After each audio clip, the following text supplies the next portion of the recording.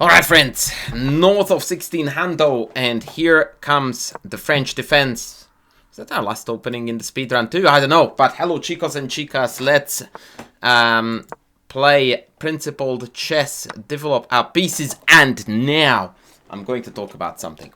And that something is, friends, is that most of you are not exposed enough to gambit play, and by that I don't necessarily mean to say that you don't play enough gambits. What I mean by that is that a very large chunk of club level players lack the dynamic drive, the understanding of how to fearlessly attack and just go after your opponent, ignoring material considerations. And so I wanted to play a gambit game where I demonstrate these ideas, and please note that we are still staying well within principled chess ideas here, because as you can see, my development is already thriving, and my kingside castle scenario in this particular opening allows me a super cool f-file attack. And yeah, just watch as I'm going to deliver some crazy good stuff here. Queen e1 might look to you like the weirdest move of the game, but there is a very clear logic to this move, which you are about to see right away. And that is that in anticipation of a kingside castle, I am going to play queen to h4. And look at this. I am one move away, checkmate threats notwithstanding, from developing my entire army. Look at this. 10 moves. 10 moves and I am done. That's it. I'm done with development. In fact, even one of my rooks are developed. It's on the F file already. And it's go time, baby. Absolutely. Bishop takes h6 is coming. I don't have to, by the way. I could play a pretty move like rook e1. Which would also be quite nice. But I believe that this is just gonna break through like mad, because black just doesn't have pieces where he needs pieces. Yeah, let's just go. Take. And we are breaking through. Now, this is a major mistake that people assume that they get away with this because now the queen is hanging. But I can just pull the bishop back, negating the attack on the queen and introducing the mate threat.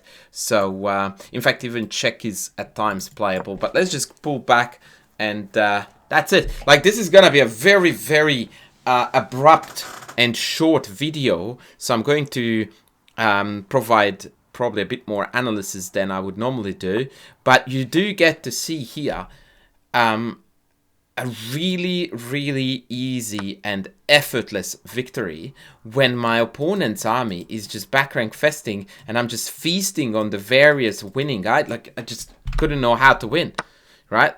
Like knight g5 mate on h7. If they took back on d5, I win the piece on e7. By the time I got to explain what I was doing, it was over. It's actually, like, I almost feel like this is not going to be a good enough video because I didn't get to explain things enough. And we are already putting the pieces back in the box next game, please. Like, mate is unstoppable, alright? Like, they have to sack a queen. It's Carnage City. So you just go like, how did this all happen so quick? And it's not because part of it is, of course, that I am supposedly a better player than my opponent. But that's not where it all stemmed from. It mostly stemmed from an opening play where he underestimated the power of this gambit and just played a few random moves.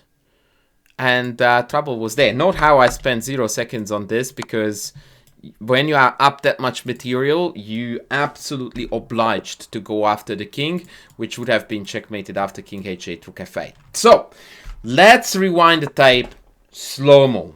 What on earth happened here? So I offered a pawn here, Blackmar-Diemer Gambit style. Accepting it is not a mistake, by any chance. No way. This is not a problem at all. a6. What are you doing? How is this a candidate move? Like, I don't understand how, and I really don't want to sound condescending, people make it to 1600 rapid by playing doggies on the first given opportunity, especially against the gambit where you are behind in development, and so you want to speed things up. Knight f6, man, develop, just bring your pieces out. a6 is a shocker, which gave free hand to me. Bishop d3, develop, knight f6, castles. I count this now as developing. By the way, this is more actually a developing than a king safety move, because what I did here was that I introduced the rook into the game. So this move had absolutely zero to do with king safety. It was 100% deploying the rook. Bishop b4, another ill-conceived move, because you have nothing to do here. You don't want to take it. You're not pinning anything. Why are you putting it here? And note again the crazy speed with which my opponent is playing. Bishop e7, maybe c5. Maybe, but I'm very reluctant to offer this after a move like a6. Bishop e7, and just try to catch up in development as best as you can. Bishop b4 is nonsense. I played queen e1, and now with the dual threats of queen g3 and queen h4, white is already better. He castled into checkmate attack, and now after queen h4, your engine would already tell you it's about +5. And so this is what I really like to now incorporate into my coaching practice, especially with students who are very, very averse to leaving stuff hanging or giving up material for compensation that is not apparent. Because when you look at this position, for most chess players of club level, the compensation is not apparent. They do see easy moves like bishop g5, maybe knight e4, whatever. But for them, this is not good enough to sacrifice a pawn. And that is a completely flawed concept or way of looking at chess, because when you have easy moves that seem to accomplish a lot and your opponent is behind in development, you have beautiful central control, you should not even bat an eyelid on giving up a pawn. No questions asked. Like, this is the happiest you can ever be, because this is what chess is all about. Right? Centraling the control. Wow.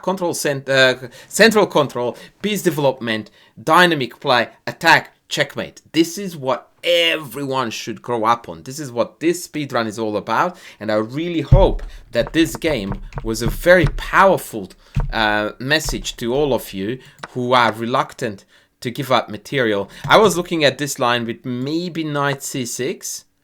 Yeah, pretty much every legal move here should yield victory. Knight g5 appears to me to be best with brutal, absolutely brutal consequences.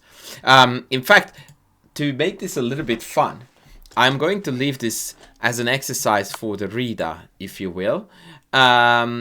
How do we win this for white, let's say, after 95? Or, you know what, just try to analyze the position from here and see if you can figure out ways how you can break through with the white attack, because let me tell you that this is absolute carnage city, and probably there are 10 different ways to win. Anyway, I hope you guys liked it. I'm going to now call it a day. I would just want to get the proper green color back. Obviously 95 was nothing. So yeah, that's it from me for now. We are going to revisit the topic of gambits. And yeah, please don't forget to do the things I always like to ask you to do. Please smash the like button. Please subscribe if you haven't done so yet. Leave a comment. You can super thank me if you can afford, or if you would like to express your gratitude that way. And I'm going to see you in the next video. Thanks for watching.